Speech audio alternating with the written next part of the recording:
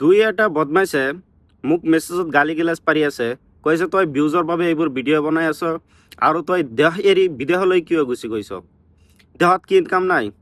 শুন, দেশতো ইনকাম আছে। বিদেশ কিয় আহে মানুহে?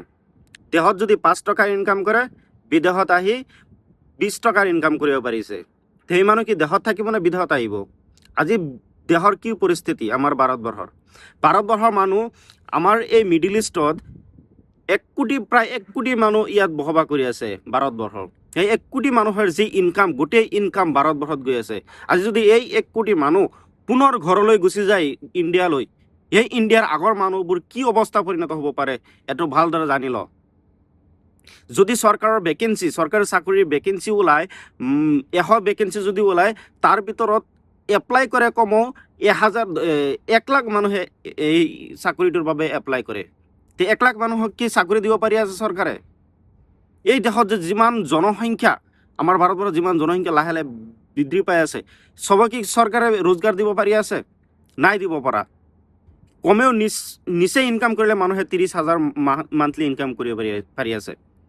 কিছুমানে 1 লাখ, কিছুমানে 3 লাখ 4 লাখ বিজনেছ কৰি 10 লাখো ইনকাম কৰি আছে এইখন দেশত। যেতিয়া আমাৰ ভাৰতবৰ্ষত পাৰমাণৱিক বোমা বনায়, তেতিয়া ভাৰতবৰ্ষৰ মানুহ বেছি গৈছিলে বিদেশত, আৰু যিমান টকা এই বিদেশৰ পৰা গৈছিলে আৰু যিমান টকা চৰকাৰে নিজৰ দেশৰ পৰা ইনকাম কৰিছে, সেই টকাৰে এই পাৰমাণৱিক বোমা বনাইছে। যদি সেই সময়ত পাৰমাণৱিক বোমা বনোৱাৰ সময়ত যদি ভাৰতবৰ্ষৰ মানুহ বিদেশত নাথাকিলেহেঁতেন, সেই ভাৰতবৰ্ষৰ অৱস্থা পাকিস্তানতকৈ বেছি বেয়া পৰিস্থিতি হ'লেহেঁতেন। এই বিদেশৰ ৰেমিটেন্সে, বিদেশৰ মানুহৰ পইচাৰে ভাৰতবৰ্ষখন এতিয়াও টিকি আছে। কেৱল আদানী আমদানি এইখন দেশ নচলায়, আপোনাৰ টকাৰে দেশ নচলে। কেৱল এই বিদেশৰ টকাৰে বেছিভাগেই দেশৰ ভাল ডাঙৰ কাম কৰিব পাৰিছে কেৱল এই ৰেমিটেন্সৰ দ্বাৰা। এই দেশত যি আক্ৰমণ চলি আছে, হয়তো আমেৰিকান ঘাটিত আক্ৰমণ কৰিব লৈছে ইৰাণে, কিন্তু সেই মিছাইল যদি ক'ৰবাত গৈ প্ৰেচিডেন্সি এৰিয়াত পৰি যায়, আমাৰ গাত পৰি যায়, আমিতো আৰু আমাৰ চিহ্ন নাথাকে।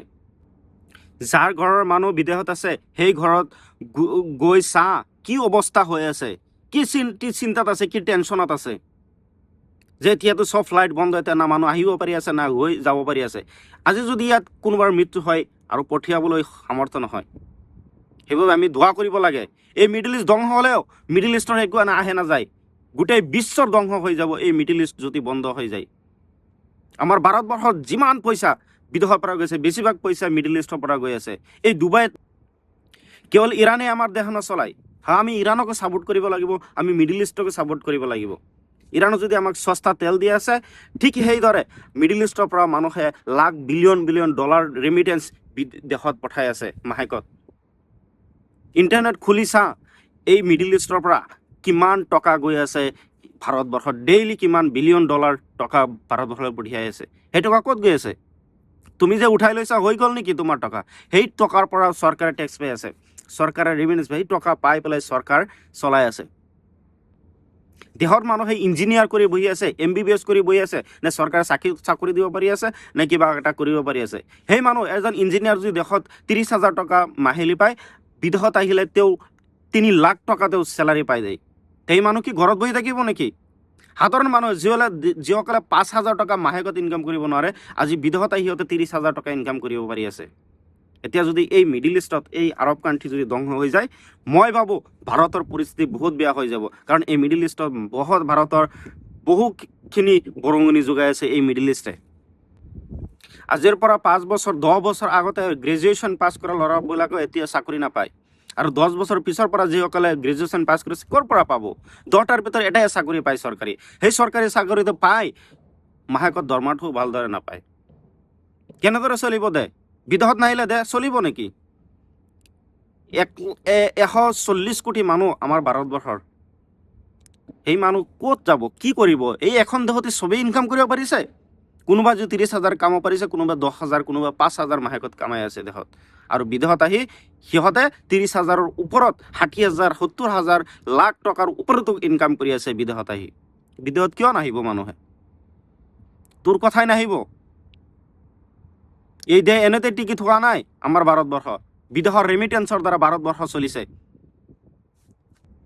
এইখন দেশত লেবাৰবোৰে যিমান সুবিধা পাই আছে ভাৰতবৰ্ষত কেতিয়াও নাপায়। ইয়াত যদি 30,000 টকা ইনকাম কৰি পেলাই মুক্ত মনে মুক্ত শৰীৰে গোটেই দেশলৈ ঘূৰি ফুৰিব পাৰিছে, কোনো টেনশ্যন নাই। ইমান নিৰাপত্তা এই মিডিল ইষ্টখন।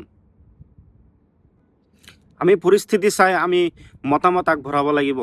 আজি ছ'চিয়েল মিডিয়াত ভাৰতীয় মানুহে বহু ফূৰ্তি কৰি আছে যে ইৰাণে ইমান হামলা কৰিছে, কুৱেইটত হামলা কৰিছে, ত'ত হামলা কৰিছে, বহুত ফূৰ্তি বা কি মজা। চব কেইটাক ধৰি আছে এতিয়া লাহে লাহে। কুৱেইটত যিসকলে এনেকুৱা কাম কৰিছে হাঁহি মনে ভিডিঅ' বনাই আছে, চবকেইটাক ধৰি আছে, 3 বছৰ জেল দিব এইটো একেটাক, আৰু 2,000 দিনাৰ কুৱেইটৰ জৰিমনা দিব কৈছে। আৰু ডুবাই যিসকলে কৰিছে, চৌদি আৰব যিসকলে এনেদৰে ভিডিঅ' বনাই, মিছাইলৰ ভিডিঅ', পুৰণা ভিডিঅ', ফেক ভিডিঅ' চব আপলোড কৰি পেলাই যিবোৰ কৰি আছে, চবকেইটাক ধৰিব আৰু চিধা ডিপৰ্ট দেশলৈ পঠাই দিব। দ্বিতীয়বাৰলৈ আহিবলৈ মুখখনো দেখুৱাব নোৱাৰিব এইখন দেশত।